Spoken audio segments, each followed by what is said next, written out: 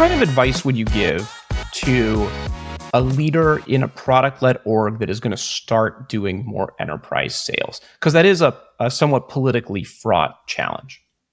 So if you're a leader that's stepping into a product org that's going up market in enterprise, I recommend that one, you sit down with your peers on the executive team and you define enterprise. I think enterprise is actually a catch-all term, and it means so many different things to so many different people. And the follow-up of not only just the term enterprise, but the concept of what enterprise readiness means. Now, I've seen particularly on the product side of the house, there can be moments where enterprise just means it's not self-serve. And so we want to have consolidation plays. There can be an enterprise plan. There can be an enterprise size customer you're selling to.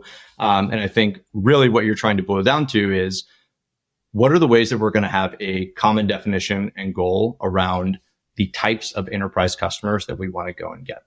An example of a conversation that I'd recommend folks have is from an industry perspective or looking at your ideal customer profile in the enterprise. Where are we going to support? Who are we not going to support? An example being like, we're not going to support regulated industries off the bat because their security and authentication and all the things requirements for them to even say yes to your product are going to be way up here. And we're not ready from a roadmap perspective to support that. Now, on the flip side, you have a typical catch-all of something like, great, we offer SSO and that's our enterprise plan offering. And that's probably not enough for you to have a differentiated experience and go and drive. And so finding that middle ground between highly regulated or even maybe requests for an on-premise version of your product that you definitely don't want to support in the early days, but having enough meat on the bone around what are you doing to actually drive additional value as well as additional administrative capabilities to go and capture that demand in that segment. It's so funny you say defining enterprise as the first thing, because it brings me back to my own experiences, particularly a mode where, to marketing, enterprise meant let's go get on the Gartner Magic Quadrant because enterprises care about that when they purchase. And then within Salesforce, we had a very specific number of employees where if you were above that number of employees, you were now an enterprise account. You may not have necessarily purchased in an enterprise kind of way. In fact, one of the largest customers, the purchaser was a manager or had a manager title. And there wasn't a big political sale, that involved lots of departments, the way that you would think of enterprise sales traditionally. So it is kind of funny. We found that problem over and over again, that people would be talking about enterprise coming from different perspectives and mean totally different things.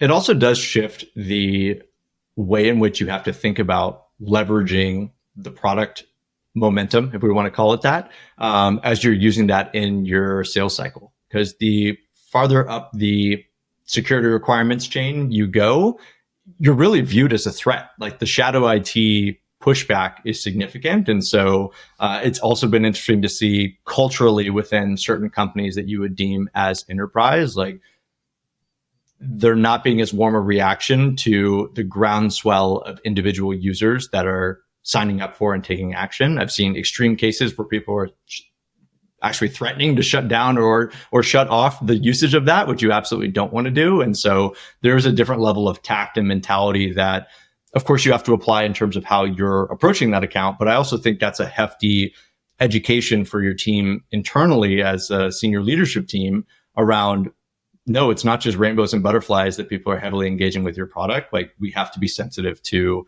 the lens through which other people are looking at that.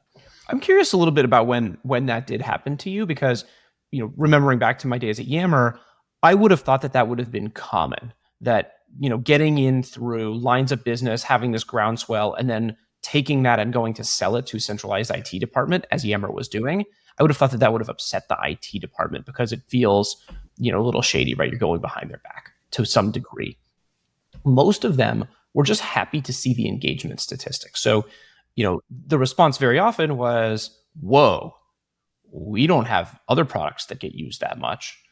And that solves a big problem because shelfware is a real issue in big enterprises. People pay for stuff and don't use it. On the other hand, Yammer in particular could be used for anything. You could talk about anything, same way you can in Slack, same way you can in any number of products. And so we had to prove out the value of Yammer over email in some of these cases, where it was like, okay, well, we love that it's engaging, but is it valuable? Yep. I think the line, and again, to be clear, this is exception versus rule. I would say the majority of my experience has been what you just described. Like, we don't want shelfware. There's clearly a gap in our offering internally. There's a reason why. And I will say the vast majority of folks are approaching that from a place of curiosity and wanting to support as opposed to shutting down.